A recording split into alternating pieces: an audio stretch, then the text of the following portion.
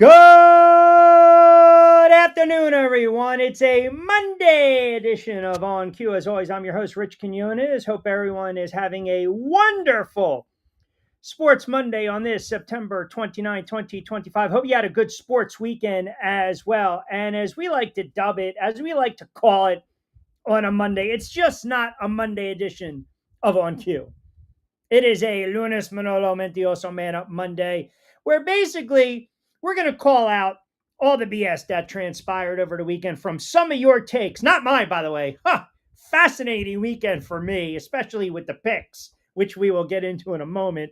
But as always, as you guys know, I'm your host, Rich Quinones. Don't forget, get social with us at Rich Q on QNX on IG, TikTok, Rich Q on Mike. Yeah, disheveled today, running around. Fights over the weekend, basketball over the weekend, into the wee hours, into the morning. Had to go back and watch all these games. The Mets imploding, thank you very much. The Yankees in the postseason. The Philadelphia Eagles went ugly. My Giants get a win. Jaxson Dart, hashtag start Dart. And we are powered, not that I need it, by my good friends over at Fresh Roasted Coffee. 20% off your first purchase. Check out the show notes. All right, so where do we begin on this beautiful Monday? Well, so a couple things. NFL, we are getting ready to close out week 4 of the NFL with the double dip tonight. You got Cincinnati and Denver. You got the Jets in Miami. But let us start. Listen, I got to start. I don't have too much to smile about. I never have too much to cheer about. I never have too much to just be excited about. And I'll tell you this, going back, watching Jaxson Dart's debut yesterday for the Giants. And by the way, the Giants finally get a win. They get a win at home. They get a win in front of their home crowd. They almost turn around and give it up because the head coach to me is still an absolute clown. He still needs to go, Brian Daboll, not taking 3 when you know your defense is making plays. But let me just say this. First and foremost, thoughts going out to John Mara, who's undergoing treatment for cancer.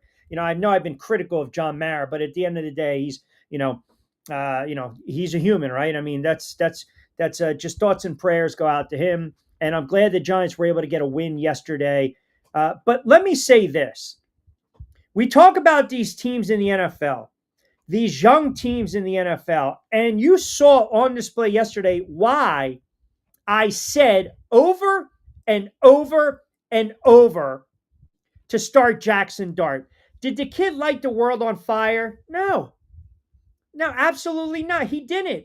But what did he give the New York Giants? He gave the New York Giants a spark.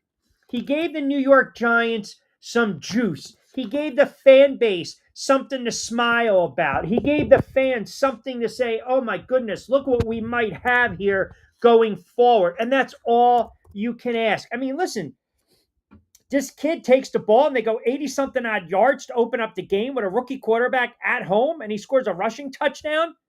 I mean, are these the same Giants that I'm watching? Are they the same Giants that I'm watching now?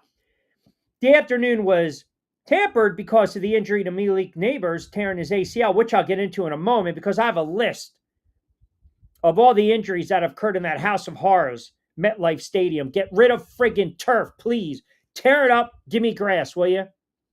But I saw a couple things yesterday that if you're a Giant fan, you're allowed to be a little excited. Abdul Carter making his presence known. Scatterboo making his presence known. And the quarterback played poised. Yes, he's going to take some sacks. Yes, he's going to miss some throws. But I saw a kid that has a little swag to him. I saw a kid that's got a little cockiness to him. I saw a kid that took command of the huddle. And I love the fact that he was scrambling on over the place, even though they were dealing with that hammy injury. But all in all, a win is a win. A win is a win. And that was a total team effort. They ran for over 100. Dart had 54 with the scramble and the touchdown. Scatterboo had his hand in that with the 79. Plus, he caught a couple balls out of the backfield. Theo Johnson got into the mix. Wando got into the mix. Slayton got into the mix in relief of Malik Neighbors. Now you need Hyde to step up. Special teams did what they had to do. They forced some turnovers. It's very rare that you see Justin Herbert, who's playing like an MVP level, take a couple bad sacks, turn the football over. They tackled well. That's a good team win by the Giants yesterday. That is a good team win by the New York Giants, and they've been rare, very rare over the last several years. But I'm going to take it. Because, like I said, you might have a quarterback here. You might have a quarterback here that can play a little bit. Now, I'm not going to go too crazy. I still think the head coach needs to go. I think Joe Shane is showing that, okay, you can draft a little bit. But all in all, good for the Giants. We'll get into the game a little more and kind of the ramifications, right, going forward. Because you look around the NFC East, I mean, who had the tie last night?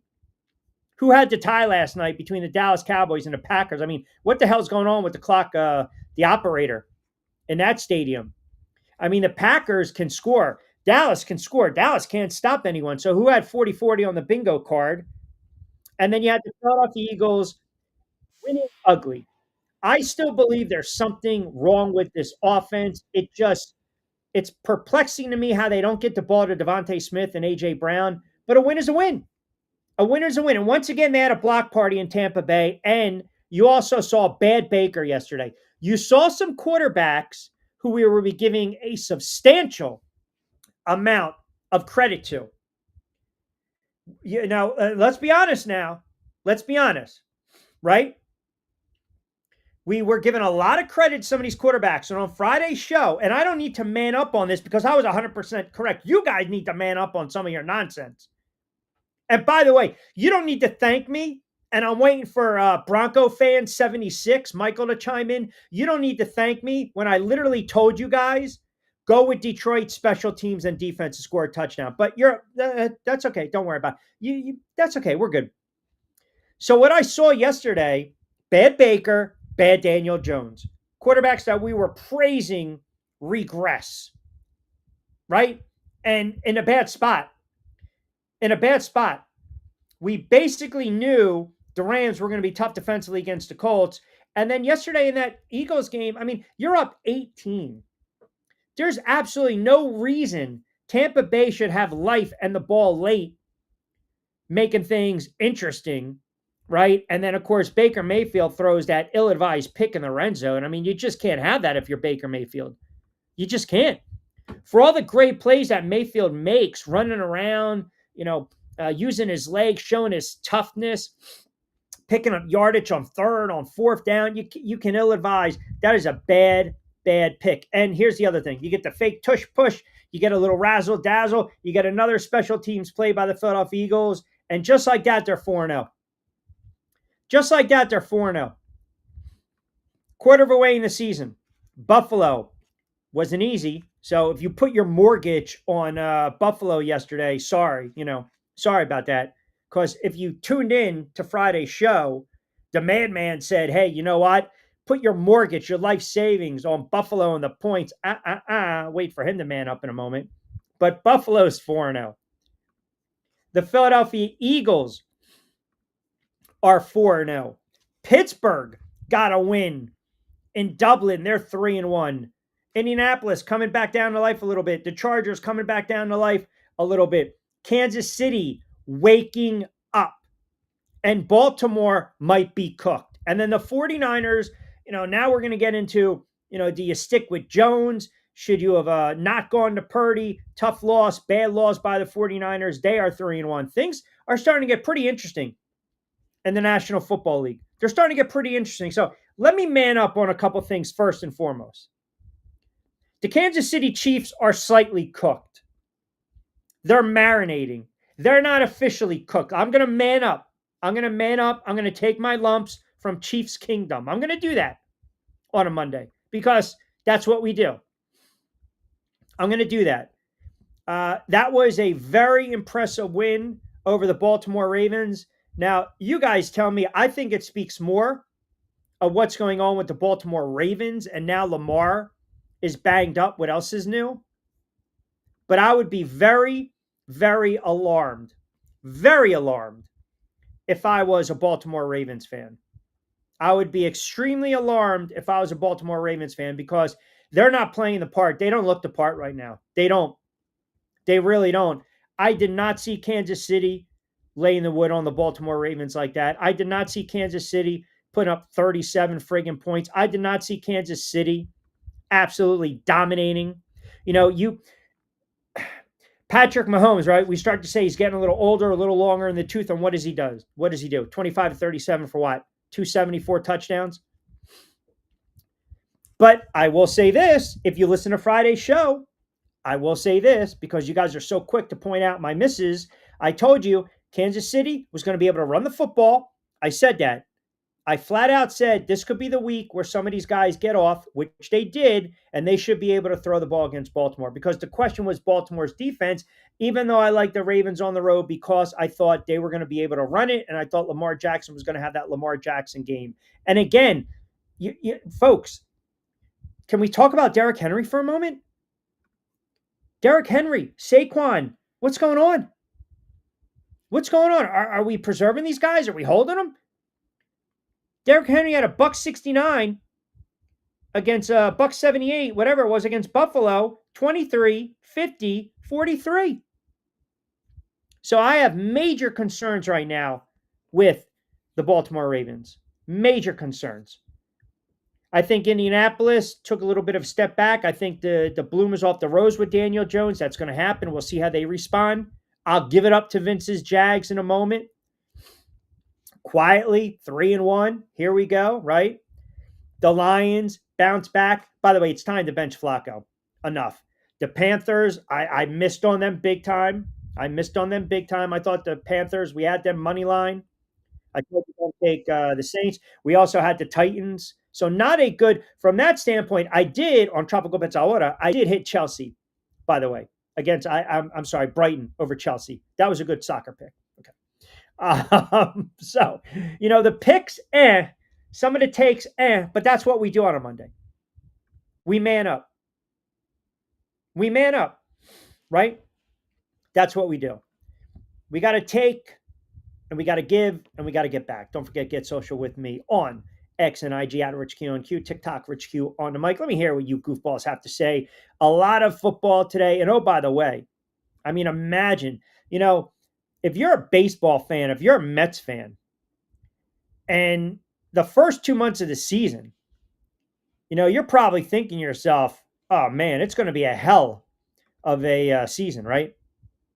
A hell of a season. And then as Gary Cohen perfectly put into a little bow as they lost to the Marlins on Sunday, I mean, it was just a slow leak, a maddening collapse. And it was almost like a mercy kill by the Mets. What a collapse. The Giants already made a move today. This is what happens in baseball. I mean, again, you start to go in a different direction. You start to fire guys, and here we go, right? That's what they did. Bob Melvin out with the San Francisco Giants. So the playoffs are pretty much set in baseball. We'll dabble into that as the week goes on. I'm excited. Boston, the Yankees. Here we go on Tuesday night. Where I'm going to be nestled in. All right, let's see what you guys have to say on this Man Up Monday. Listen, I'd man up. I gave you about 16 things. Man says, let's go already. Beautiful Monday. How are you today? I absolutely, let me tell you something. I am absolutely ecstatic. Yanks, Red Sox, Mets collapse, Giants going to win. Jets in Miami will tie because Vince is going to lay it today. He's going to go to BetMGM or DK or FanDuel, and he's going to lay it, and he's going to win. And we did not forget Loco del Radio de Loco on a Manolo Mentiroso Man Up Lunes Monday edition of On Cue. Never. Scott chimes in. Ooh. It's time, Scott. It's time to bench Flacco. 3 of the first 4 of the Giants have been competitive, Q. They have. Washington, Dallas, they should have won. And Kansas City, they hung around. But again, it's all about the quarterbacking change. And you have young players, again, that are playing well. Dart better not ruin my Giants under 3-win season bet for the Death Star Mike to be replaced. That's not happening. We never took that bet because we both agreed the Giants were going to go 3-14. By the way, Speaking of which, I pulled this up. Just shows you the House of Horrors. Are you ready? Here's a list of the ACL and Achilles injuries at MetLife Stadium in recent years. It should be MetLife. In MetLife Stadium in recent years. Are you ready? This is going back to 2020. Now just follow me. Nick Bosa, San Francisco, ACL tear. Matt Pert, New York Giants, tear. Jonathan Harrison, New York Giants, ACL tear. TJ Brunson, New York Giants, ACL tear. Rodarius Williams, New York Giants, ACL tear. Shane Lemieux, Jabril Peppers, Blake Martinez, ACL tear, ACL tear. Wandale Robinson, Giants, ACL tear. Sterling Shepard, do you want me to keep going? Marcus McKeon, Giants. Darian Brevis, Giants. Kyle Fuller, Baltimore, ACL tear. Aaron Rodgers, waving a flag, 3 plays, ACL tear. And Malik Neighbors, ACL tear. When is the NFL going to wake up? And when are these owners going to wake up? Get rid of the turf. Seriously, get rid of turf. It's pointless. It's absolutely pointless. Just get rid of it. Get rid of it. I don't need to see these guys tearing ACLs, tearing hammies, tearing Achilles. I don't need to see this. You have a real good stud young receiver in Malik Neighbors. Yeah, it's unfortunate. Same thing happened to Beckham a couple years ago. It's unfortunate. Aaron Rodgers, it's unfortunate. Next man up, I get it. But get rid of turf. Please. I mean, my goodness. Get rid of the turf. I don't need to see it anymore. I don't need these players from any team, any sport, anywhere near it. Go to grass. Please, go to grass. There's just too many injuries. It's just brutal, man. I mean, torn ACL. Out for the season for this kid. I mean, a stud. A stud. Absolute stud. I mean, injuries are part of the game. I get it. So you had quarterbacks that regressed a little bit. You had some surprises yesterday. I was half asleep, but my goodness, why are we treating Micah Parsons like he spent 15 years with the friggin' Dallas Cowboys? And the nonsense. Just stop. Just stop. We're going to get into that. Also, I don't know if you guys caught this, but you start to see why I think sideline reporters need to be dismissed. We'll get into that as well today. Let's get back to the comments. See what you guys have to say. Heisman, not He-12, man. Sup, fellas? My Jags got a big win on the road, tied for first place in the Duval, not in the division Duval. Yeah, and then I saw Salah and I saw Combe kind of going back and forth. Marinating. Yes. Marinating. Exactly. That's it. Marinating. Like, Kansas City is marinating. They're still not world beaters, but now Baltimore might be cooked, especially if Lamar Jackson is going to be out. Because, that hamstring injury is very, very tricky. He-12 man, what up? Heisman, sure. Also known as He-12 man, or He Hate Me. Speaking of which, Heisman, Hunter the past 2 weeks has looked very good at cornerback, getting more targets at wide receiver. He did well against Nico Collins last week, played Pierce Hall well, and came up to make some good tackles. I mean, I'm just, not for nothing, but did you not say he was going to be in line for defensive rookie of the year, offensive player of the year, and defensive or defensive rookie of the year? Did you not? I mean, you guys always mark the take with me. I mean, let's pump the brakes on Hunter. Let's pump the brakes on the friggin' Jags. They had to win, okay? They got to win. They got to win. And Jones didn't turn back to, he turned back into nickels. Forget about Indiana. Forget, that big ball. Remember in Indiana Jones, the big rock that's chasing him. That was Daniel Jones running for his life, right? It's easy to say I said this, I said that when you hit us with, whoa. Absolute. I'm not even going to finish reading that. That's nonsense. Listen, I'm manning up, but I gave you guys some picks. I gave you good insight and plays on Friday. You chose not to take them, and you want to get on me because I turn around. How about your friggin' pick, man? Sitting there, bet the mortgage. Some kid's probably not going to college because his father just lost his tuition. You turn around taking Buffalo in the points. Huh. Nonsense. Jags look good. Yeah. I just want to make sure Q understands I'm saying hi to you. Ha ha. Oh, that's brutal by the Mets. What a collapse, man. And then Stevie Cohen went on Twitter basically saying, the fans did their part. We didn't do their part. I mean, come on, man. Alonso's going to opt out, right?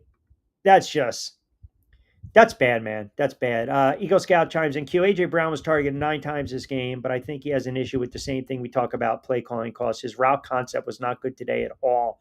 I've been saying this, but because they're 4-0, nobody wants to talk about this.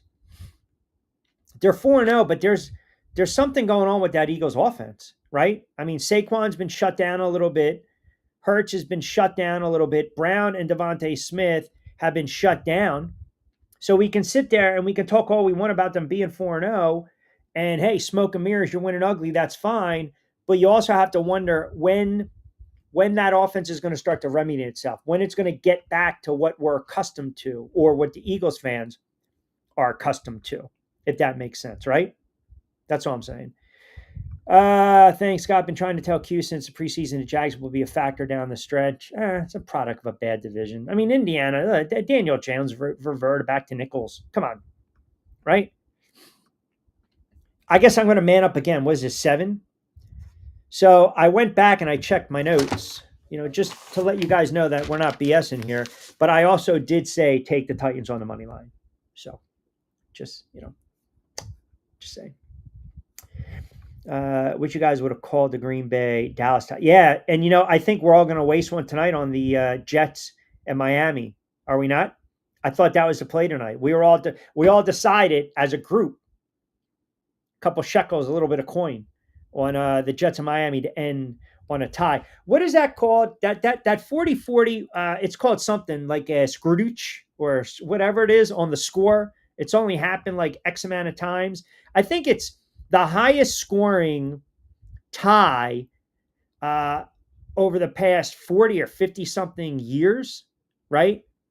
I mean, that was absolutely crazy. And, Dallas can't stop anyone really bad. Flacco is not marinating. They need to bench Flacco. That's it. Just stop already. Just stop trotting him out there.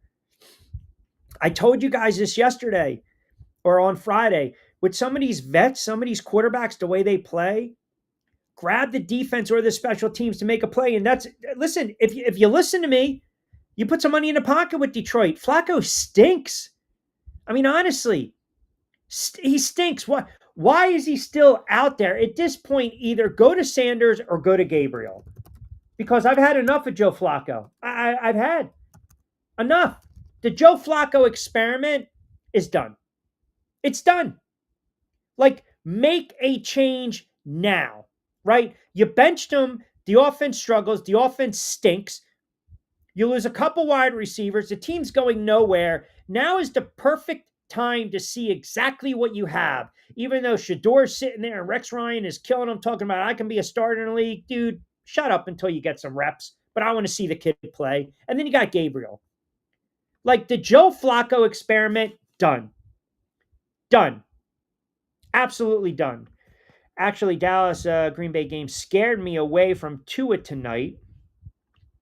Can't get 2 in 24 hours. Can we? I mean, listen, stranger things have happened. So Justin Fields, I think, is going to go tonight. Tua stinks. You don't care if it's 3-3-0-0-7-7. What the hell do you care? It's the total. The total for this game is low. It's 42.5. It's dipped. It's dropped. Now, I don't know the conditions. I don't know if it's hot. Players were getting gassed. Would it shock you if it came in at 6-6? No, it wouldn't. It wouldn't shock me at all, right? Flacco is definitely done. Yeah. We're talking about a double tie. Q, you sound like what's his name in the car in the beginning of Scarface talking to Tony. A lot of stuff. The allergies, man. And plus, I was on the air. My God, how we had Thursday night, Friday night into Saturday morning, Saturday fights, then a couple hours, then right into basketball. And you're right, you're talking about Picalito, right? You know, you got some guns, you know how to handle them. Yeah, man, we were in the army in Cuba, right? What do you say? 5,000? You do that, you bring back 5,000, and that's when Pacino came on, and he was like, what are you talking about? The going rate, is 10 on a boat. First, you gotta work your way up, Miguelito. Yeah, right. Tranquilo, cuatelo, big man. You do it for 5. What's with you and the Colombians? Here we go. Vince is winning. De facto decides to chime in. Vince is winning in Pittsburgh.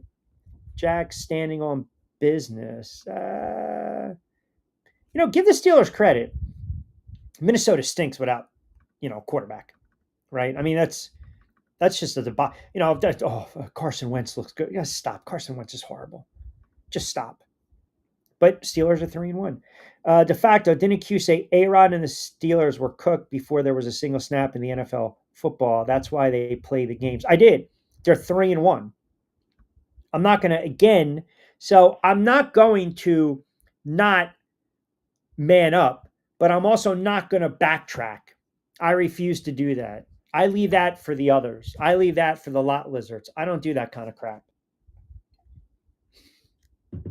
I don't. Tom and Summers point. Q, laughing my ass off. A win is a win. It's ugly. Get on board. Eagles are going to run the friggin' table. Sarge in Delaware chimes in. Nice win for your Giants and Dart. Impressed with the young man's poise. Mike in Ohio says, Q, enough. Sit Flacco's ass down. And as you said, go to the well. Either start Gabriel or start Sanders. That's it. I'm tired of watching this crap. Eagles got to win. It was ugly. You guys love coming out of friggin' woodwork on Monday. That's why we name the Monday show, the Man Up Monday, Manolo Lunas, Mentioso, Loco de Radio. It was ugly yesterday for the Eagles. I still think there's some issues with that offense, but by the way, too, that secondary is suspect. Let's talk for a second. You want to wax poetic about the Eagles being 4-0, the offense being a little That secondary is very suspect. I mean, they gave up big play after big play yesterday to Tampa Bay. And Baker Mayfield bailed them out because, again, Baker Mayfield threw an ill-advised red zone pick. He tried to make too much happen. Now, the Eagles have Denver, the Giants, the Vikings, the Giants coming up. They might run those 4 games and go to 8-0. They're going to be tested on the road against Green Bay, then the Lions. It's a mixed bag with the Dallas Cowboys, but they're going to win 11, 12 games. Now, I don't know if you guys saw afterwards, like the cryptic tweets from A.J. Brown. I don't know how much you want to put stock in it, quoting Bible verses here and there. If you're not appreciated, you basically just got to be quiet and go on your way. I don't know what the hell's happening. You're a 4-0 team, man. You're a 4-0 team, right? So you win the game, and I understand players want to contribute, but I also know, as much as you guys do, that players want their snaps, they want their reps, they want their stats, they want to hit their incentives, and yes, they want to feel like they're contributing. But at the end of the day, man, listen, you're 4-0. You're 4-0. And the offensive coordinator, Patullo, has to figure out a way to get the ball to A.J. Brown and not force feed him. CD chimes in Q, they're wasting his prime in a Pop Warner offense. I don't think that's it. I just think sometimes the quarterback looks in another direction. The quarterback, A.J. Brown's not the first option. Let me put it in perspective, okay? So for everyone defending A.J. Brown, and we've talked about A.J. Brown kind of being that diva and having that blow up on the sideline in that Kansas City game, and then they force-fed him the ball the next week, and he had like 6 for 125 and 2 touchdowns. A.J. Brown, he's caught almost 300 balls with the Philadelphia Eagles. He's got over 4,000 yards with the Philadelphia Eagles, okay? Think about that. 4,000 yards. That's 122 per game. He's got close to 30 touchdowns. So if you look at his targets every year, because I pulled them up, top 10 in target share every year. Okay. He had what? 125, 6 or more games at 125 plus receptions. He made the Pro Bowl multiple times. He's a 2 or 3 time All Pro, and he won a friggin' Super Bowl. Like, what are you complaining about? Seriously, what are you complaining about? Because the quarterback doesn't give you the ball as much as you would like? Guess what? Get in line, man. That's every friggin' wide receiver in the NFL. Like, seriously, that line wraps around the block. That line probably is doubled by how many people sit there and criticize my takes. Like, what are you complaining about? I get it. You want to feel as though you're getting the ball and you're part. You are a part of the offense, but sometimes the offense doesn't run through A.J. Brown. Sometimes the offense got to go through the ground attack. Sometimes Hurts has to improvise. Sometimes you got to go to the tight end. Sometimes you got to look off and go to Smith. Like, why this guy? And I'm not reading too much into it, but I feel as though when you're winning, like, you really shouldn't complain about anything. You shouldn't. You really shouldn't. Like, I'm telling you, man, I if the ball's not coming your way, I understand. And I understand sometimes the quarterback doesn't see you when you want the ball. But that's the NFL. I don't think they're phasing him out. I don't think they're icing him out. I can tell you this. Anytime A.J. Brown balks and he's indicating he wants to leave, what happens the next week? I mean, do you guys want to pencil A.J. Brown in for 10 and $1.35 against Denver next week? Go ahead. Go ahead. Would I love the Giants to trade for A.J. Brown now that Malik Neighbors is down? Yeah, absolutely. Eagles aren't going to do that because they understand the type of weapon and the physical receiver he is. He just wants his, which is understandable, but you're also 4-0. Every go route to A.J. Brown was out of bounds, and he ran like 6 curl routes, doubled. It happens sometimes. It happened. Listen, to Scott's point, there have been games where he's been wide open and Jalen Hurts just has not found him. Jalen Hurts didn't pull the trigger for whatever reason. But you got to go back. You got to watch the All-22. Are you running lazy routes? Are you running Chris routes? Are you still blocking when it's in there on a run assignment to block, right? If you're doubled up, are you still trying to fight through that instead of just waving your hand like you're always open? He's a dominant all-pro wide receiver. He's a physical receiver. He goes after the ball. He's a physical wide receiver. 50-50 jump, I'm going after it. He wants his catches. And it's understandable. You want to feel as though you're contributing, okay? So, yes, he's got 14 receptions this season, and he doesn't feel as though he's contributing. And it makes sense. It makes sense. He was targeted 1 time against Dallas. He was targeted 8 times against Kansas City. He was targeted 10 times against the Rams. You start to see where I'm going with this. And he was targeted 9 times against Tampa Bay. He caught 2 balls for 7 yards. And he's only hit the end zone once this year. He wants his. But sometimes it also falls on the play caller. It calls for the play design, situational football. You're not always going to get it. You're not. I will man up. My all-bird Super Bowl was a little hot. I'm going to keep the Eagles and say the winner of the AFC Championship game with Jacksonville and Buffalo. So what you're doing is you're basically walking back your take. That's not man-upping. That's your way out, and I'll just leave it at that. That's all. That's it. He meant tie, not to a Q. Oh, I'm sorry. Thank you. I got like 30-something messages I got to go through. There goes the Death Star Mike. Thanks to Facto, I just pay attention. Are you going to pick corporate Denver this week? Try to salvage your horrible Super Bowl predictions. That's a bad loss by Washington. You need Jaden Daniels. No, here's the problem. See, the difference de facto is you keep, running your mouth like that, and I will spite pick against the friggin' Philadelphia Eagles. I'll do that. And you don't want me to do that. The listeners know once that's unleashed, you're done. The Maloix comes out, the bad juju, you're done. It's over. You'll be lucky to win a friggin' game after October 1st. Now, bad loss by Washington. I'm still going to stick with it. Washington and Denver. Those are my Super Bowl predictions. However, I will caution the Denver fan tonight. I think Cincinnati keeps it close. Now, mind you, full disclosure, we know how bad my picks were this weekend. I mean, a couple player props here and there, but as far as the games, horrible. Horrible. And I'll take that lump. I don't have a problem with that. I have no problem with that whatsoever. There's only so many books AJ can read before he starts scoring again. Jalen Hurts would be delivering DoorDash. What? Of he wasn't surrounded. If. See, you guys get on me, but look how you friggin' type these comments. Of if he wasn't surrounded by ridiculous talent, the best O line, and an unstoppable tush push play. I'm not going to criticize Jalen Hurts. I'm not. I think that is just, it's low bearing fruit, right? I do want you to to spite pick against the Eagles. You spite pick them into a Super Bowl win last year. I mean, that's only half true. That's half true.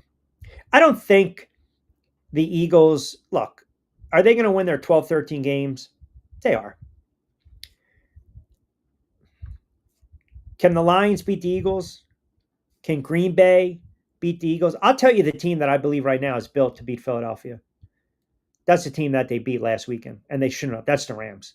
Rams are a very physical team. The Rams can get to the quarterback, solid special teams. They have good linebackers. That was a gut check. That was a real nice win by the Rams. And listen, Stafford's turning back the clock. I mean, he threw for close to 400 yards and 3 touchdowns. The offensive line's got to keep them upright. They can run the friggin' football, and they have stud wide receivers. The Rams can go into Philadelphia. You don't want to have to go there in January, right? They showed you last year in the divisional round, they can hang in there. But the Rams are built to beat the Philadelphia Eagles. Like, we always talk about these teams coming out of the conferences respectively, do we not? Who can rival Kansas City and Baltimore and Buffalo? Who's it going to be? It's going to be Indianapolis, Jacksonville, whatever. Just, the Texans, just throwing those teams out there. But I think this year, especially if this Eagles offense can't figure it out, I mean, you can't gloss over this. There's an issue with this offense. Kansas City, they looked ugly. The Rams, they got lucky. They scored 32, but 7 or 6 was a block punt. They got another one yesterday. I mean, special teams winning some games, which is great. That shows you're a very good team. They have a great offensive line, but their secondary is shaky. Kevin C. and Jackson chimes in. Q, how about my guy, Jaxson Dart? You called it. I didn't think they were going to win the game outright, but that's a great effort from the Giants. I think you need to walk back a little bit of your hatred on Joe Shane. Had a pretty good draft. Shane has drafted well. I'll give him that. I still don't want the head coach back. I don't. I went back and I watched that Giants game today, and explain to me, with a rookie quarterback, who kind of tweaked his hamstring yesterday. Explain this to me. If you're the Giants, you're up 13-3, and then you had the blown assignment because you had, again, the false start penalty that allowed a drive to keep going. Justin Herbert's a fantastic quarterback. They scored 13-10. Come out of the third quarter, okay? You come out of the third quarter, exchange a couple punts, defense playing really well. Burns is a player. Thibodeau's having an all-pro year. Okereke contributing. Carter playing well. Sexy Dexy with the pick, and almost ran it back for a touchdown, right? So now you're up 21-10. The Chargers come back 21-16. Now you go in that pivotal fourth where typically over the last 15, 20 years, the Giants figure out a way to lose a game because they can't stop anyone on third down. You're exchanging punts. It's a 21-18 game. 21-18. The Giants have not won many games at home over the last decade at MetLife Stadium. The Giants don't beat good teams. The Giants don't give their fan base something to cheer about. The Giants, including myself, their fan base wants that head coach gone. Your defense has played well. They forced turnovers. They forced punts. They forced 3-and-outs. They forced turnovers and fumbles and picks, and they're getting the Justin Herbert. You know, late in the game or early on in the fourth, you want to set the tone, you go for it on fourth down. Again, the opposite side. But when you're in the red zone like that and you pretty much have been stuffed multiple times because they were running the ball, then they had the penalty that brought them back. Then they had a 3-yard run. They had a run for a yard and then a 2-yard loss. I'm sorry. With what was it, 6 and some change to go in that game, and you're up by 3, you take the points at home. You take the points. You take the points. You make it a one possession, a touchdown game where, Chargers haven't really been able to punch in except for one broken play all day long. Well, 2 busted plays. You take the points and make it 24-18. Instead, they go for it. And, I went back and I watched it several times. I mean, you want to sit there and say Wan'Dale Robinson should catch it. I didn't like the play call. I didn't like the design. Take the points. Let your defense go out and win the game. Now, granted, they punt it. The Giants got the ball back. They punt it, and then they had to stop. But it's one of the other reasons I want this coach gone. Because you almost robbed this kid of his first career start/win and the fan base. And I just don't understand the mindset there. Rookie quarterback at home on the road against a 3-0 team where your defense is playing, I would say, at a B to A- level. You take the friggin' points, let them finish the job. Now, you might sit there and say that's exactly why they went for it. I'm not buying it. The Giants always get beat on long field goals. I didn't need to see it yesterday, or at least a field goal to tie and then go into overtime. Speaking of which, how about last night? The Dallas Cowboys and the Green Bay Packers. Now, this whole Micah Parsons nonsense, just stop. Just stop. Acting like this guy's a Hall of Famer. Acting like this guy's going to have his jersey, star retired when he was with the Dallas Cowboys. Did Micah Parsons do anything last night that was disruptive? Seriously. Did he do anything last night that was disruptive? I didn't think so. He had 3 tackles? He had 1 sack. What was it, in overtime? I mean, this guy is so overrated. It's ridiculous. We're talking about, homecoming, and here we go, and 20 minutes on this, 20 minutes on that. I mean, that was an old-fashioned shootout last night. Old-fashioned, Jordan Love almost cost him the game.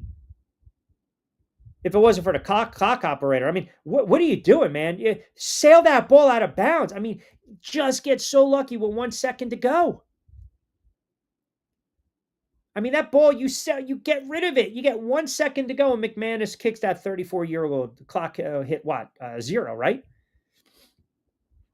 So it ends in a tie. It was the second highest scoring tie in pro football history behind the Raiders' 43-43 tie against the then Boston Patriots back in '64. And it was the first for Dallas since 1969. The Packers last tied in 2028. The Packers, I don't know if that's just, a quirky game when the offense is just lit it up. The Dallas Cowboys can't stop anyone. But if I'm Green Bay, I don't walk away from that game feeling pretty good about myself. I don't. I mean, everyone penciled the Packers in as a Super Bowl contending team, and they looked the part the first 2 weeks of the season. Then they lose to Cleveland, which is inexplicable. You can't lose to the Cleveland Browns. And then you tie the Dallas Cowboys, and you give up 40 points in the process. So right now, out of the NFC, I'm sorry, I'm moving the Packers to the side. And I'll give you Detroit, I'll give you the Eagles, but I'm also going to give you the Rams. I'm not overly impressed by the Green Bay Packers. I'm not. Not at all. Not at all. Nope. They got to figure out a way. I mean, look, they got weapons, and they got a young quarterback that makes plays, right? Make plays. But you can't allow 40, right? The wide receiver Mitchell lost that game for the Colts yesterday. I think you have the Rams slightly overrated. Q. That was brutal. That was a horrible loss by Indianapolis. Yeah, but then Daniel Jones had a. What are you thinking? Daniel Jones and Joe Flacco threw two picks yesterday. Where you're watching these games and you're saying to yourself, "What the hell are you thinking?" Like no business whatsoever throwing the ball up there. And that's a boneheaded play by that kid. Now everyone's sitting here saying today, you got to cut that kid. I mean, listen, it's the Mitchell play. How many times you see that in the NFL? I mean, he made a spectacular play, but you celebrate too soon, the fumble, and I hate that rule too. The stupid touchback and all that other nonsense. But I mean, that's the Colts. I think the Colts kind of showed you they're just not there just yet, right? And then Stafford just slings it, man. He's a phenomenal quarterback. He is phenomenal quarterback. I mean, you give him a $133 to go. Was that 88 yards to Atwell? Rams are a good team. Rams are a really good team. Now, they got the 49ers, the Ravens, and Jacksonville coming up. Maybe the 49ers go back to Mac Jones if Purdy isn't healthy. The Ravens have their own issue with Lamar Jackson. In Jacksonville, you just don't know. Then they have the Saints and the 49ers. The Rams have an opportunity to stock some wins. They got an opportunity 5-1, 6-2, right? Parsons shrinks in big games, made Jerry look good. Yeah. Clock operator. What do you see? It seemed like Green Bay was content with the tie near the end of the game. Yeah, I think at that point they were.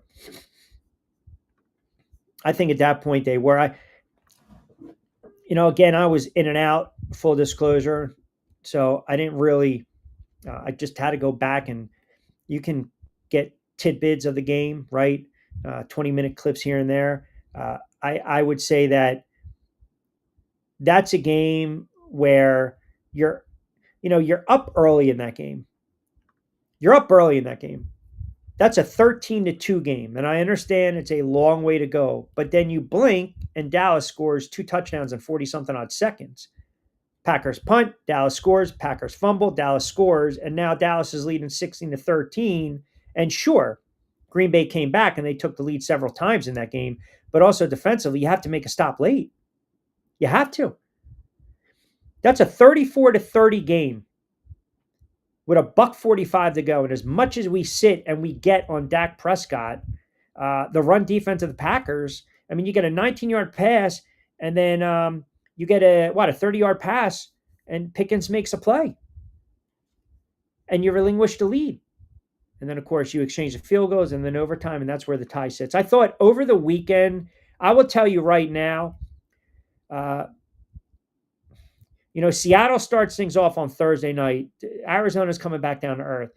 The Steelers are 3-1, and you are what your record is. Washington obviously needs Daniels back. I am not sold on the Falcons at all. You can't. You know what I learned too? You can't figure out this league. You can't. Not even from a betting standpoint. Explain to me how the Panthers shut out the Falcons 30-0, and then the Falcons come back and put up 34 against Washington. And oh, by the way, de facto, Debo looks pretty good. I'm just gonna throw that out there.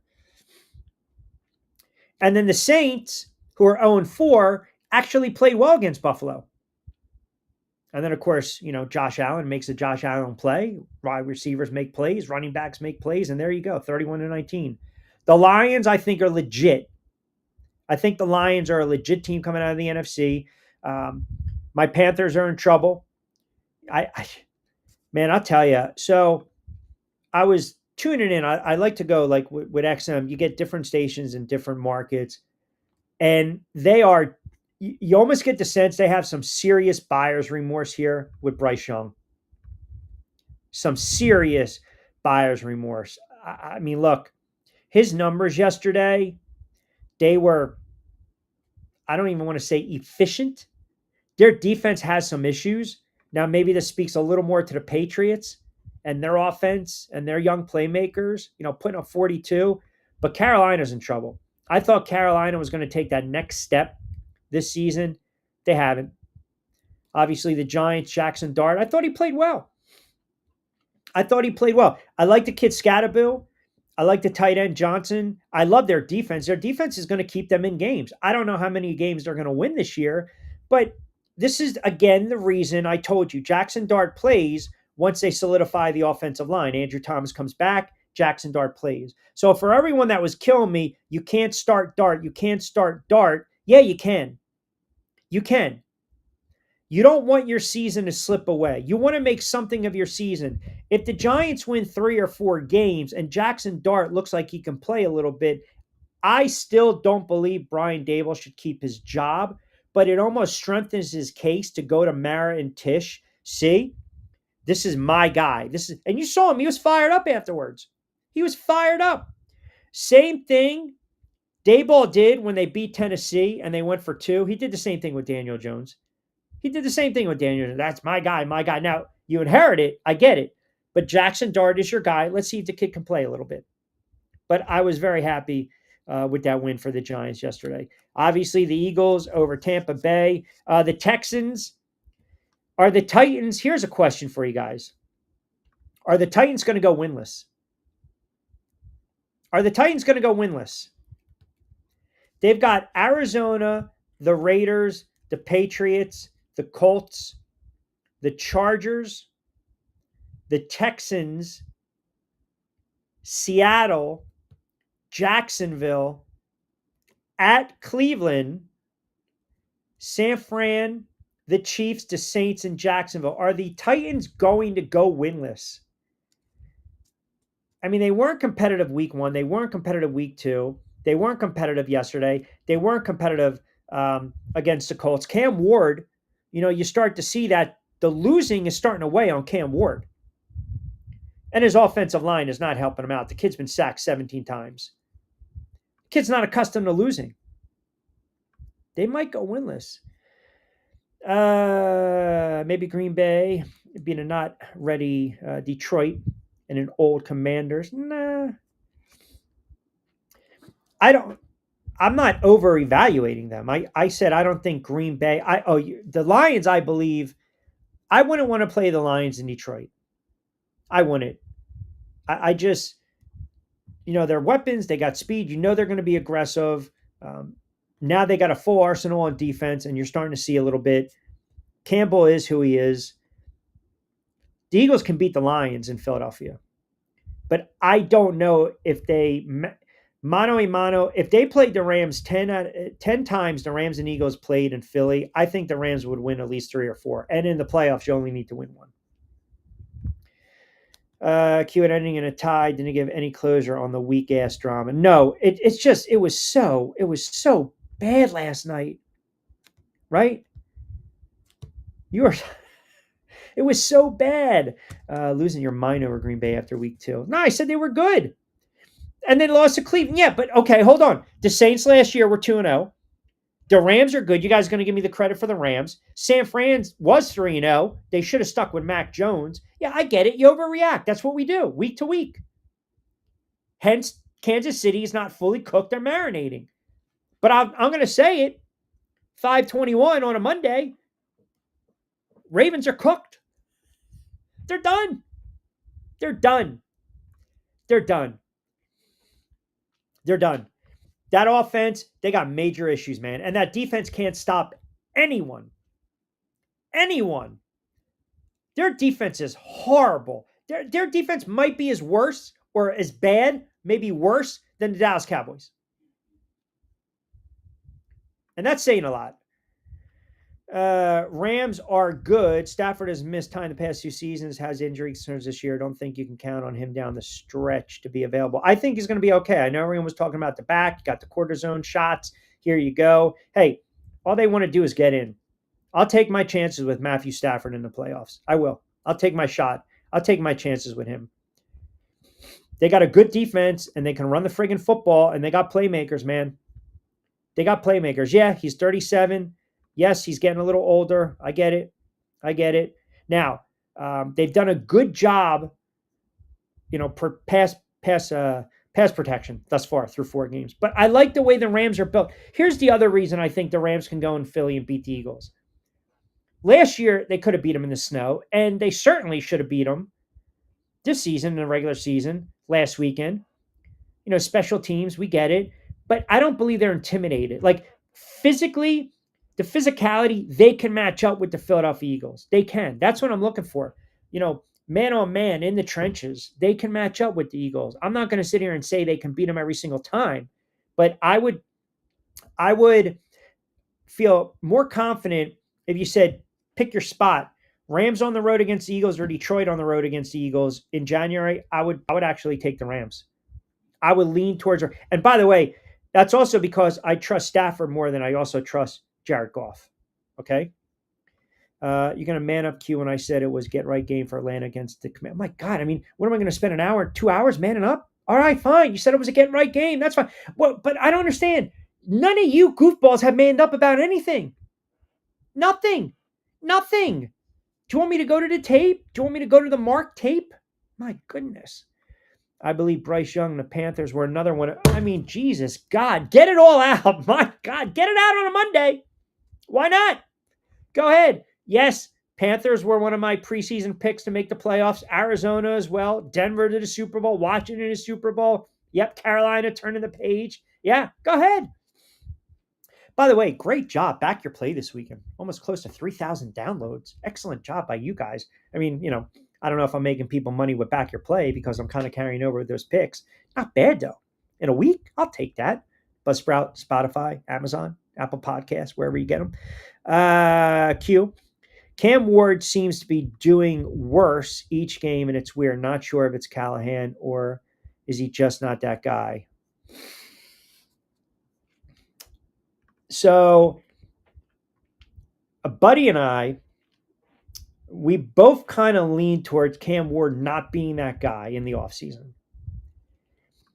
Now, he is a rookie, and they're not a good football team. And you have to be able to give what to a rookie? Time, protection, and a ground game. Defense is defense, right? But he has struggled, and he's not seeing the field, and that's a problem. And it could be coaching. We've seen it, but he's not seeing the field, Vince. And that kind of bothers me. And the game will eventually start to slow down. Remember, he's 23. And they're not letting him throw the ball down the field because he doesn't have time. He's averaging 4.8 yards per pass play. It's not good. I mean, look at the offensive line. He was sacked 6 times against Denver, 5 times against the Rams, 4 times against the Colts, and a couple times yesterday, and he was hit numerous amounts of times. So he's getting a little rattled. He's getting skittish in the pocket. And when you listen to him, these losses, he's not accustomed to losing. So these losses start to become magnified. As a young kid, you're not accustomed to losing. Now you're in the pros where you might have to suffer through some bad seasons with a rebuilding franchise. And that's exactly what they are. They are a rebuilding franchise, but you got to get more from your rushing attack, and the offensive line has to protect them. And they're not doing their job. Again, if you have a shoddy offensive line, you're not going to run block. You're not going to pass protect. I am not going to throw the book at Cam Ward just yet. I'm not. I'm not going to do it. I'm not going to do it. It's 4 games. Mark the tape. Q Chargers get right against the Commanders this week as well. Yeah, because you're a DMV. You're a Commanders hater. Period. So that's what you do. You sit there, you're the guy that waits till the frigging game is totally over, and then you just flap your gums. That's all you do. Without Jaden Daniels, Washington, they're going to have some issues. Mariota didn't play particularly poorly, but they're going to have issues. Chino, let's go. Chino. How about that? Jaxson Dart. Start Dart and Scatterboo and Carter. Oh, it was so nice to get a win. Even though, Chino, I'll say this. I'm not a fan of the head coach. You take the points there. I like the defense from the Giants. They're showing me a little bit something. The Giants defense showing me a little bit something. I just never really was enamored with Jameis Winston or Russell Wilson. Now, I don't even have to man up because I said this from the get-go. I was fine with starting Dart 3-4 weeks in the season, 5 weeks in the season. I was adamant on supporting that move by Brian Daboll because you have to see what the kid has. And once they solidify the offensive line, look, they've got the Saints on the road. That's a winnable game. Eagles, Denver, Eagles, 49ers, they're probably going to come back down to life a little bit. The Bears on the road, tough spot. Packers, tough spot. Lions, Pats, they're going to win 3 or 4 games because Jaxson Dart, first of all, the kid's got to learn how to slide. I don't need these design RPOs to ruin Jaxson Dart. Kid gets hurt. You know, he kept seeing him pull that hammy or get concussed. They'll win 2 or 3 games, but you just want to see if the kid can play. You just want to see if they have a semblance of an offense and structure, and they haven't won in so many years. You got a rookie quarterback going the length of the field, opening drive career, and then he takes it in himself. And oh, by the way, talking about a rookie quarterback beating a 3-0 team, undefeated team, Sims did that in 79 against the Bucks. So a little parallel there. But I was happy to see the Giants finally get a win. I still don't like the coach. How do you feel about Sam Darnold right now? My opinion of Darnold is not changing. And I'm going to tell you why. Because you guys told me that Geno was better than Sam Darnold. Now, have you watched Geno Smith play this season? I mean, he's just all over the place. He's all over the place. Darnold, to me, and I know you guys hate this expression, this phrase, he can manage the game. He's going to at least throw the ball. The one thing with Sam Darnold and Geno, he'll throw it down the field. And he hasn't taken a lot of sacks. Darnold will also throw that ill-advised pick. I think he's got 2 or 3 this year, but I like Sam Darnold. I do. I loved him last year with Minnesota. You guys were killing me with Slinging Sammy. And I thought he earned the right to have that contract, get that contract, and get paid. Now, he spit the bit that Sunday night against Detroit and then spit the bit even more in the playoffs, but that happens. Hell, Washington went on the road and put up 45 against Detroit. It happens sometimes. But I like Sam Darnold. I do. I will man up about Arizona. I thought they were a threat. NFC West, not sure now. Your guess is as good as mine, man. I have no idea what's going on with Arizona.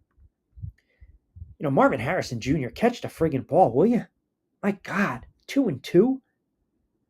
They can't get teams off the field on third down. That's their problem.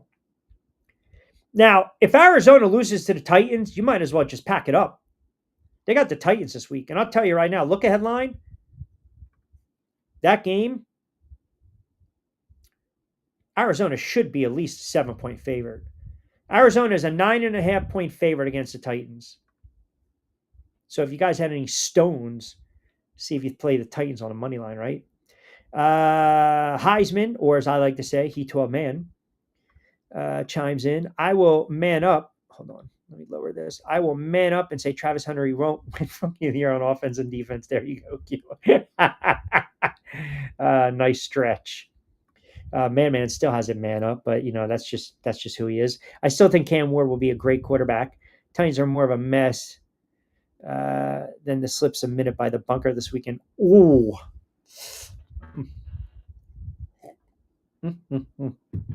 Little shot there at the bunker. Bunker's getting a little cocky for a team that is winning with smoke and mirrors. We'll just leave it at that. No, the old defense of the Commanders doesn't match up against the pass offense of the Chargers. Washington's going to be a playoff team. No Death Star Mike again. Stop. Man with the man up. Death Star Mike Monday. Ha ha ha. Death Star Mike is fine. Sometimes I just pull away like that. If Stefanski doesn't change quarterbacks before the bye week in 2 weeks, should he be fired? It seems that was the plan at the beginning of the season, but he's got to pivot now. No, I maintain this. At this moment, you need to bench Joe Flacco. There's absolutely no reason for Joe Flacco to be the starter for the Browns going forward. Period. Why are you trotting him out there? Like, we went through this. Now, let me go back. Let me walk myself back before you guys hammer me. The Daybulls and the Stefanskis of the world start veterans because they need wins early in the season to get a little equity with the franchise and a little charity with the franchise to save their ass, to save their job. Dayball, I believe,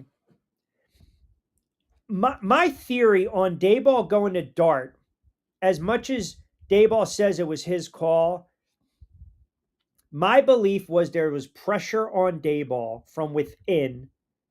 Hey, man, if you're going to save your job, you wanted the kid, we drafted the kid, play the kid, sink or swim. That's what I believe with the Giants. Stefanski and Barry, they're in such a precarious position right now because they kept leapfrogging. They never drafted a quarterback. You had 5 of them on the roster, not including the albatross of the contract and Deshaun Watson, who's never going to see the field again, in my opinion, ever. But you're still on the hook for every single cent. You draft Gabriel, and then for some reason, unbeknownst to anyone, you draft Sanders.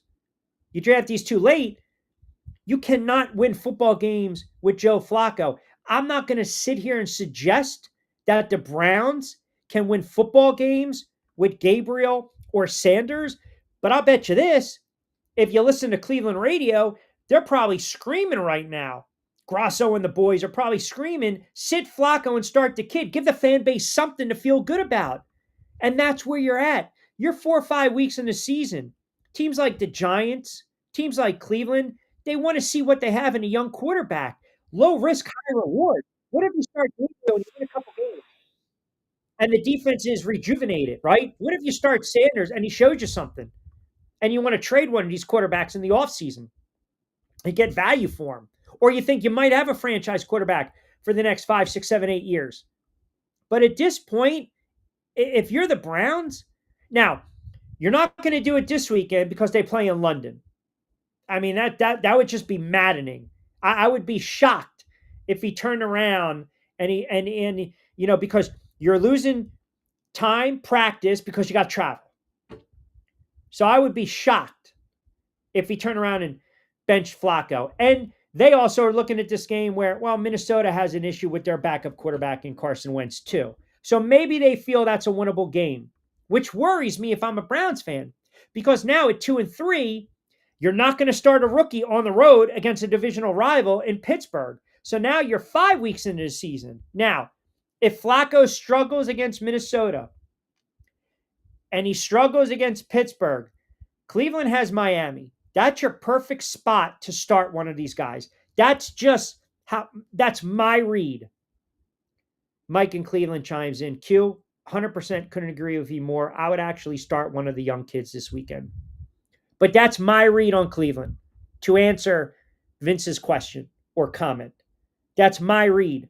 I think it was totally different with New York because you traded back to get Jaxson Dart, because the whole narrative was, well, Brian Daboll and Joe Schoen never really had their guy. Daniel Jones wasn't their guy. That was a Gettleman selection. That was a Gettleman pick, Daniel Jones. That was Gettleman with a reach at number 6. So now you've got the GM and the head coach. It's our guy. If it's going to implode, it's going to implode. If you're going to fire us, we're going to fire us, but we're going to see what our kid has. We're going to see what our guy can do, what our quarterback can do. And that reaction by Brian Daboll, I mean, come on. Come on.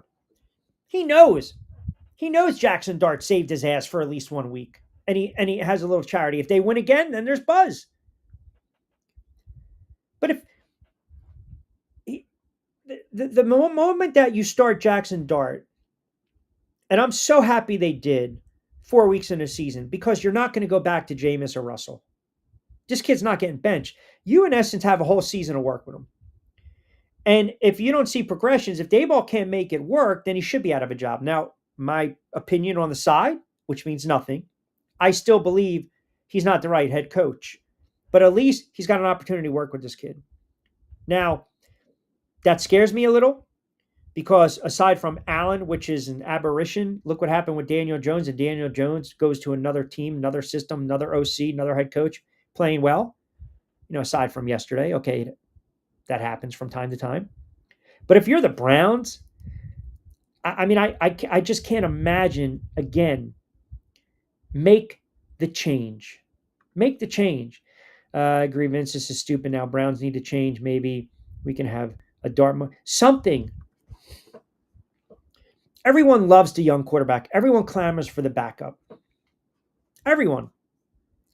And if I'm the Browns, I mean, look, you've got bridge quarterbacks in the NFL. It's not going to get it done. It's just not. And you also have guys that you paid a lot of money that aren't performing up to task. Look at Tua in Miami. That contract is horrible right now. He can't play. Tua is a broken quarterback. There's no ifs, ands, or buts about it. You want to talk about the pressure. You want to talk about the hits. You want to talk about the concussions. You want to talk about the outside noise. He is a broken quarterback. And that head coach is on borrowed time. You got a game tonight. If you can't beat the Jets, that's an issue. If they lose to the Jets tonight and get embarrassed, I can see a head coaching change this week. I can see McDaniel out of there. I really can. Now, you're going to bench Tua? What if he struggles? You're going to bench him tonight and go to Wilson? Try to save your hind? And the Jets have a bridge quarterback in Justin Fields. Flacco is a bridge quarterback. Jameis Winston and Russell Wilson, they were bridge quarterbacks. You have to figure out what you have. How foolish do the Saints look right now, not drafting a quarterback? Well, I mean, seriously, how foolish do they look?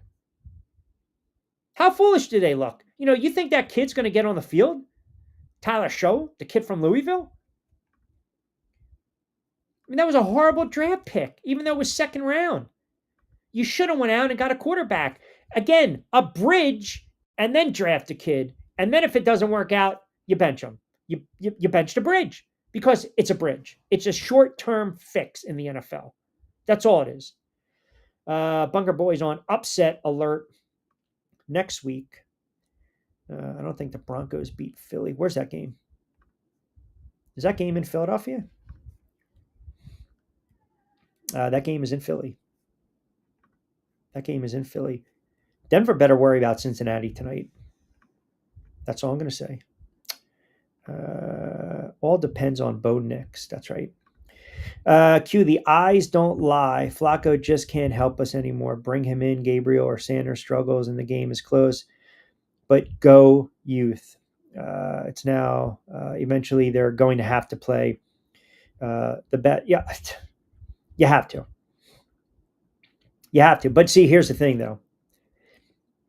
If you start with Flacco and you bring in Gabriel or Sanders and they struggle, you can't go back to Flacco. I don't believe that. I think that's wishy-washy. Man, hold your comment to yourself. But I think that's wishy-washy. I don't like that. I think that's a recipe for disaster. That's why I have no problem with Brian Daboll saying Jaxson Dart's the starter for the rest of the season. Let him struggle. Let him sink or swim. You're a rookie. You're going to make mistakes. You have to have patience. But if I'm paying good money, if I'm buying the merch and the tickets and the PSLs and going and tailgating and buying food and drink and ticket prices, which have gone through the roof over the years, right? And I'm part of that famed dog pound, give me something to smile about. Give me something. Let me see Gabriel. Let me see Sanders. I don't need to see Flacco anymore. I don't need to see Winston. I don't need to see Russell. I know who these guys are. I know who they are. They're not 25. They're not 28. They're not 31. They're not 32. They're shot. They're done. They're the back nine. Twilight of their career. Yeah, pro's pro. Okay, you're going to say all the right things. But get them the hell out of there. You're doing a disservice. This is what the Giants would have kept doing was a disservice to their team. Fan base, yes. What the Browns are doing is a disservice to the other 50-something on in the locker room and the fan base. They get tired of losing. They know what this guy brings to the table. I mean, that one pick was just horrendous. Let me just throw it up. Just for shits and giggles. Go ahead, Flacco, throw it up. You got to make a change sometimes. That's the problem with Stefanski, though. He chose Gabriel in the third when nobody else saw him so not wanting to play him is very weird. Why draft him in Sanders? Why draft guys to not play him? Well, there's a couple things, right? apparently they were raving about this kid in training camp and all this other stuff and the reps. But you got to get these kids reps, first team reps. The more reps you get, the better you're going to be. And the more reps a kid gets, a young quarterback in practice, that kind of leans towards the decision of the coach benching. I don't know. Did they say if they're going to go with Flacco again? I mean, I believe they're probably going to go to him one more time, and that's it.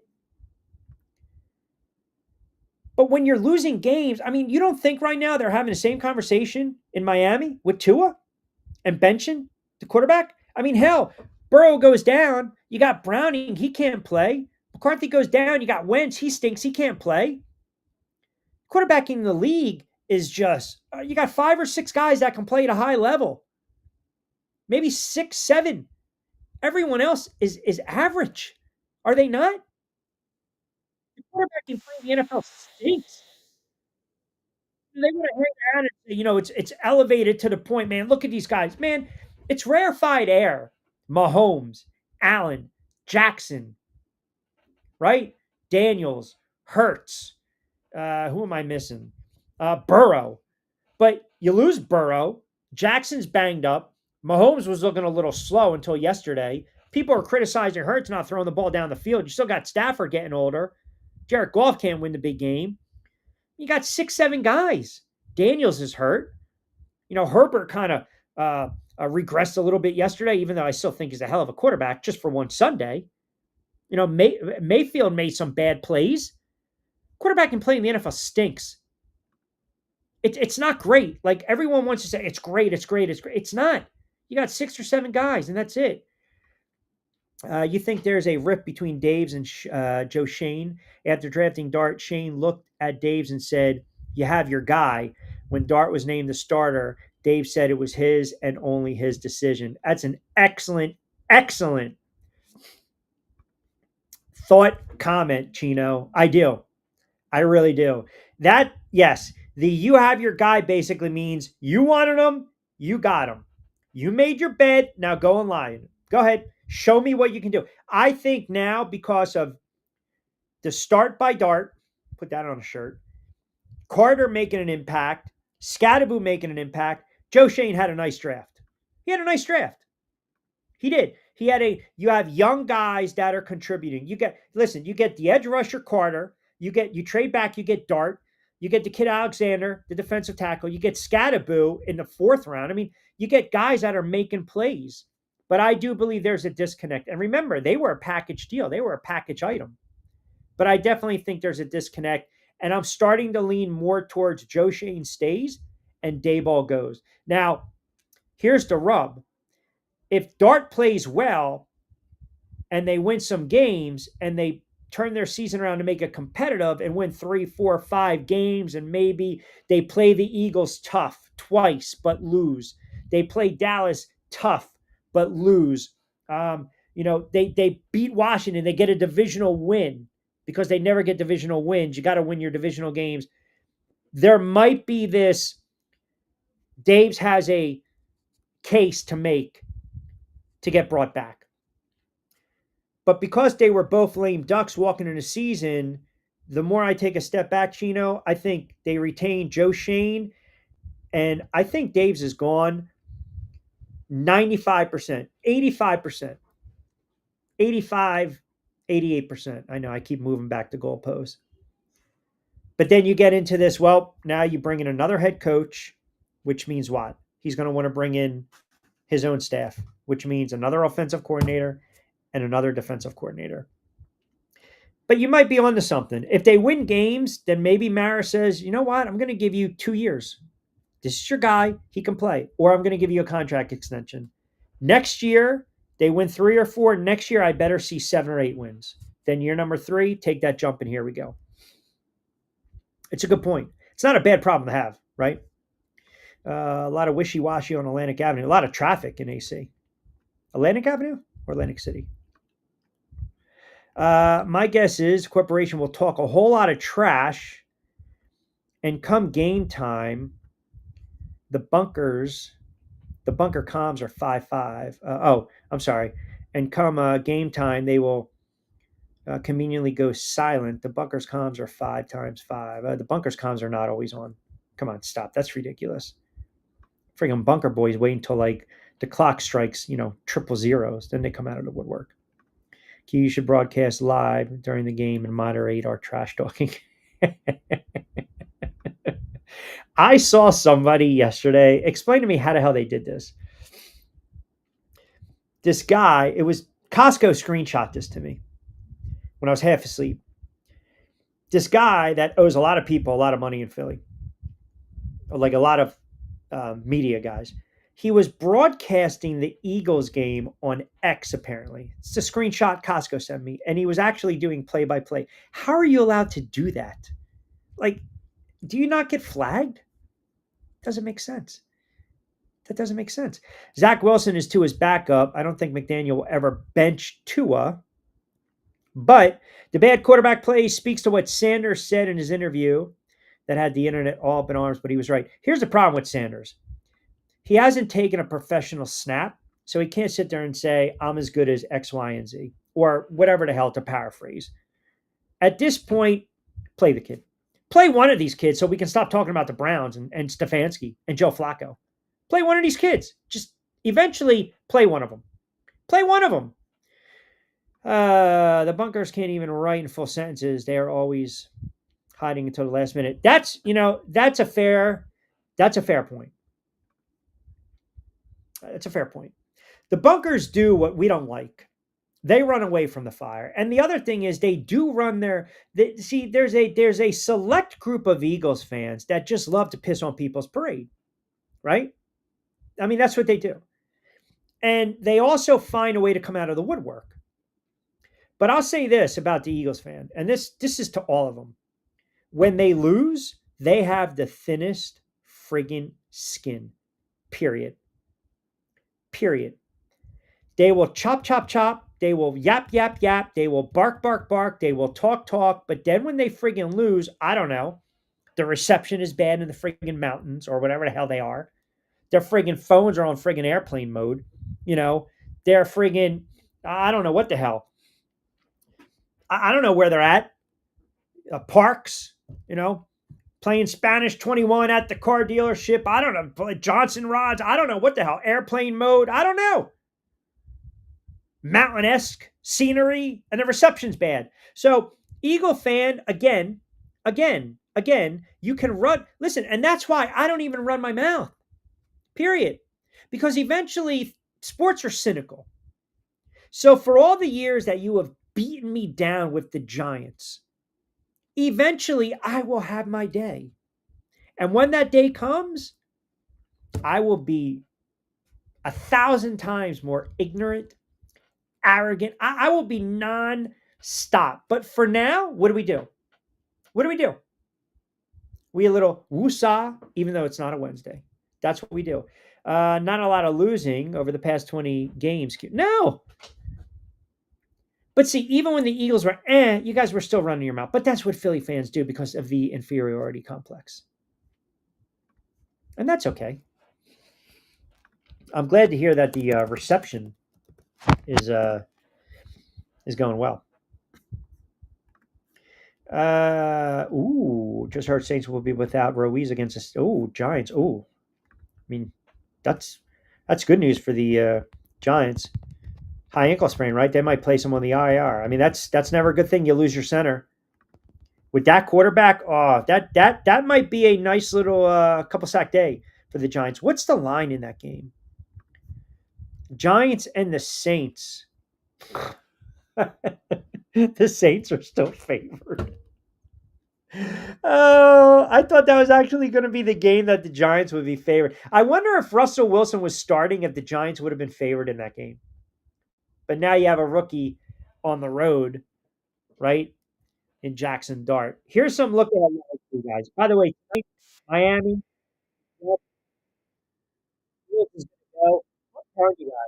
You might as well try just for shits and giggles, just to see. Let me pull it up right now for you. Let me see. Jets, Miami. Let's see. I mean, that would be absurd to get 2 ties in a weekend, right? I might have to defer to Vince. He's pretty fast with this stuff. So right now, the line is sitting. Miami's a 2.5 favorite, minus 149 on the money line. Jets are plus 124 on the money line. The total is 44. Somebody check on FanDuel or DK for me while I'm pulling this up. Wow. So action, couple of sites have this as a very low scoring game. 85% of the money right now on the under. And there's also a 32% chance of thunderstorms. With winds, speeds pushing double digits. You know what? I'm doing it. I'm doing it. We're doing a tie. We're doing the tie. I'm doing it. Let's do it. Let's throw it out there. Do we have it on and here's one for you. Hold on. I'll give you something else.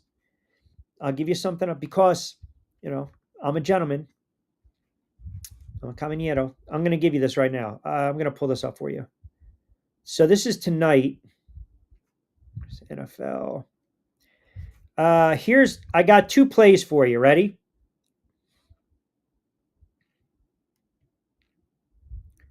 So I would go. I mean, look, if the weather's bad, these are plus 2,500. Throw $5. I mean, $5 is going to win you $130. I would throw 5. Well, whatever you want to throw, it's your business. $1, whatever.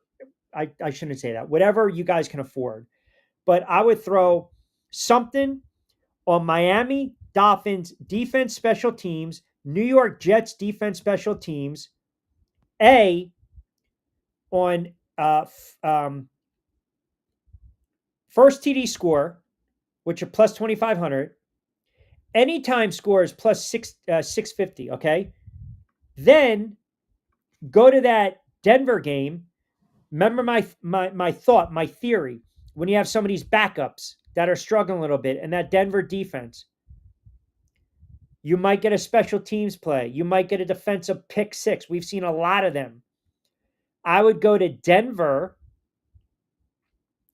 And if you grab Denver defense, special teams score, first plus 2,500, plus 450. And if they did this place, plus 4,500. That's not bad.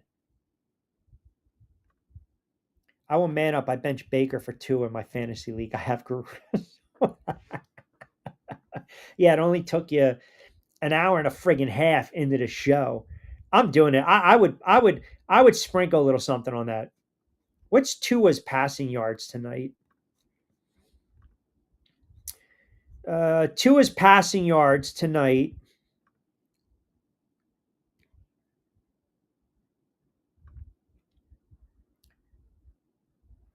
Over 230. No EV on that one. Minus 125. Over 240 passing yards, plus 100. Fields is plus 110 on 190. And then what do we got? Receiving props. Tyreek Hill, 60 plus yards, minus 136. And then let me give you.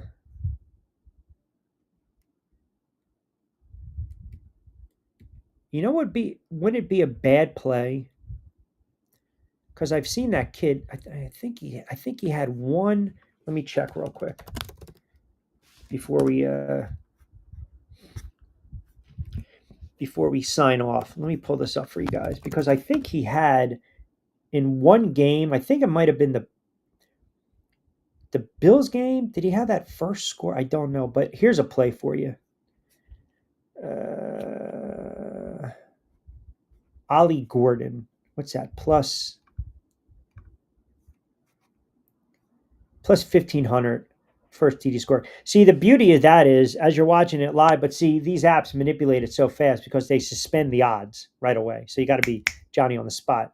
Madman decides to man up, probably sarcastic. I will also man up for my sarcasm of betting your life savings on the Bills was misunderstood. Right, because it fits your friggin' narrative and agenda. Just like the dude in Black Rabbit. Was walking the dogs queue, couldn't search the line. Sorry, bad. However, we also need to talk about compensation package for my continued valuable contributions. Laugh out loud. Speaking of which, what happened with Colorado over the weekend? Did they win?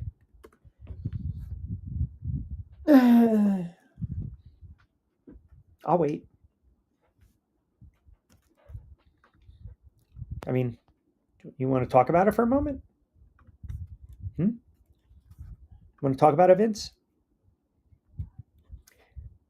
Wild weekend in college football, by the way. Absolutely wild weekend. Yes, you guys will always listen when we get the merch. I mean, you guys are the lifeblood. You're the heartbeat of the show, right? You guys know that. You're more valued. I actually say, I can't put a price tag on you guys. It's not. It goes beyond value. It goes beyond monetary value. You know why? Because you guys are right here, right here. All right. So tonight, I don't like that 7.5. I know Cincinnati stinks right now. That's a large number. Do we get courageous and go Cincinnati with the points? And I'm playing the tie, Jets and Dolphins. Why not? And those defensive scores. Why not? Why not? 7.5, 8. You know what? Give me Bronco ball, Bo Nix. We'll lay the 7.5, and then Jets and the Dolphins. To hell with it. We're gonna go with that. We're gonna go with a 9-9 tie. Mark it. 9-9 tie. There we go. All right. Has Q ever liked a line with 0.5 on it? No.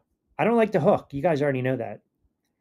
You already know that, especially with 2.5, 3.5 with road dogs. Come on. No value in that. Don't know how to win down the stretch. We miss our franchise quarterback Sanders. Now making everything. All excuses. It's an hour and a half of excuses with you guys. That's it. Don't forget fresh roasted coffee, 20% off. Check the show notes, BYP20. And getting some good eyeballs on Back Your Play on Saturdays and Sundays on WWON New York 48. Oh, my goodness. And I almost forgot to say hello to our wonderful friends on Channel 82 in Bermuda tuning in. How about that? Don't forget, sub to the channel at Rich Q. Follow me on social media. Before you guys go ballistic, we got hoops tomorrow. Before you go ballistic, before I get the friggin' comments that say, here we go. Oh my God, banker hours. Yes, we have hoops tomorrow. We're going to be back in the saddle for a Woosah Wednesday. But apparently, I've been told Woosah Wednesday has been stolen. Not by the mothership, by another network. But that's okay. That's okay. That's okay. Bronco country, let's ride. Go Broncos. Here we go. Broncos have a good defense. It's going to under. And here we effing go with the banker hours. I'm trying to get the paper, boys. That's all I'm trying to do. What do you want from me? Oh, watch Black Rabbit. Right? Watch Black Rabbit and watch Task. Fantastic. Fantastic. It is the mothership. Technically true. That's true. The mothership. Oh, before we go, did you see the interview yesterday with the sideline reporter and the Bears head coach? Oh, man. I mean, listen, I understand you have a job to do. Like, I think sideline and it's pointless. It's pointless. I would actually prefer the play-by-play and or the analyst to ask those questions than throw it to the sidelines. But, Ben Johnson, the reporter basically asked, you got to do everything better, right? I mean, he wasn't really thrilled. Who was that? I'm totally gonna butcher her name. Aditi Kikahabwia, right? She's a reporter. Stop laughing, madman. Now, I know they kind of chuckled, right? But Yeah, I mean, you're not really going to sit there and say you got to do everything better, or what would you suggest? I don't know. I think it kind of came off tacky, to be quite honest. I say get rid of the sideline reporters. I was never a big fan of them because I don't really think they're adding anything, and it's not against them. It's just, what do you think the coach is going to tell you? It's coach speak for a reason, right? Right? It's coach speak for a reason. Alien Earth beats them both. Q. What? What are we talking about? Alien Earth. What? What am I missing here? The look he gave that. Yes. Oh, Alien Earth is a show that beats the two that I'm talking about. Okay. I'm now I'm surprised. Do you get cable in the mountains de facto? I mean, do you have to like use the move the antenna, the old school cellophane, right? Because sometimes we don't hear when we're talking about the Eagles. Sometimes you come out of the woodwork. The look he gave the reporter. Yeah, I just don't think we need sideline reporters anymore. I don't. The coach is going to give you coach speak. That's it. Period. Coach speak. That's all it is. That's all they're going to give you. They're not going to give you anything, right? How about this, Joey? Joey B with a friggin' appearance, an hour and as we're wrapping it up. You get cable in the mountains. Joey's got his Denver, he's got his Bronco ball. He's got his Colorado Buffs, a little smoking and joking out there. Dion on the hot seat. Here we go. Got Jaxson Dart jersey all ready to go too. I would imagine, right? He's got that Jaxson Dart jersey after the Giants, right? Jaxson Dart. X gift tweet, the Herbert tie-in, NFL becoming the WNBA. Huh. X gift tweet, the Herbert tie-in. Oh, yeah, with the girlfriend. Yeah, was that the ex or his current girlfriend? That I don't believe half that stuff on social. Bunkers comms are five. They're not. They're not.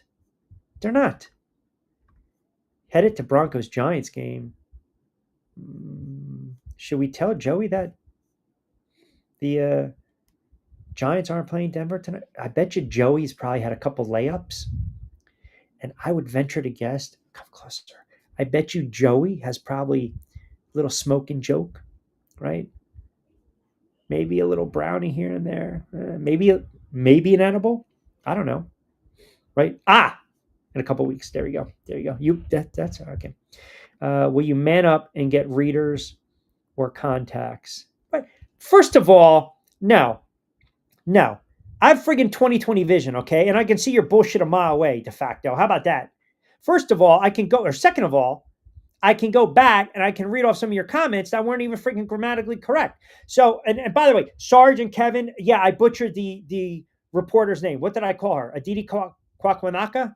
I don't know. I don't know her name. Okay? I don't know her name.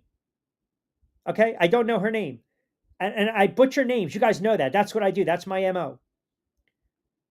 I can't pronounce it. I can't phonetically pronounce it. I can't spell it. I can't say it, nor do I want to. All I know is that Ben Johnson gave her a look of death. Okay? You miss Q patting himself on the back for getting 136 things right this year. 3 brownies in. Headed to Broncos game tonight, leaving with my neighbor in 30 minutes. Joey B. All right. Does the missus know? We need Angel to keep Q in check. It's not about, keeping me in check, right? Chocolate chip cookies and brownies. My dispensary was wiped out, picked clean before Monday Night Football. Oh, you got to get a guy on the inside. You need to know a guy who knows a guy who knows a guy. That's how it works. Now, you might as well check with De Facto, because De Facto is so far in the mountains, he might be cooking up that stuff wherever he is. Nobody knows because the reception comes and goes, but I guarantee he's got some plants out there. I guarantee you, because his takes are always up his ass, constantly. So I'm telling you right now, I would contact De Facto right now. Contact De Facto, find out where he is, Because in the mountains, I'm telling you right now, he's got plants. He's got a field. I'm not saying it's a poppy field, but he's got a field. Period. Do they have layup at the dispensary? That's a good question. I believe it is in some stores. It is. I will get you more information. I will have an answer by Wednesday, by Wusa Wednesday. I need an edible guy who knows a guy who knows a guy's cousin. Listen, de facto knows guys. Hope you have the Broncos jersey, Joey B. De facto knows guys. All right, here are my 2 plays or my 4 plays for tonight. Play both Denver, play Denver defense and special teams. You can grab the Broncos in the 7.5. That's fine. And I like that kid Gordon winning anytime first touchdown. Jets and Dolphins, we're doing it, folks. We're playing a tie. We're playing, and I'm going to play the under in that game, 43.5. So go ahead, mark the tape as we close it out on a Monday. All right, 6 o'clock straight up on the East Coast as we say goodbye from our good friends tuning in on channel 82 in Bermuda. Want to also remind you we are brought to you by our good friends over at Three Brooks Bourbon. Get ready with tea, Jersey Shore breaks, and fresh roasted coffee. I'm not a Broncos fan or season ticket holder. My neighbor had an extra ticket. Joey, you don't need to explain yourself in this group chat. You don't. If you want to wear a Jaxson Dart jersey to a Broncos game and have an edible, go ahead. Make it 2 for 38 things. Make it 2 for 38 things, right? Or 36 for Q. I do have the plug-in. Interesting.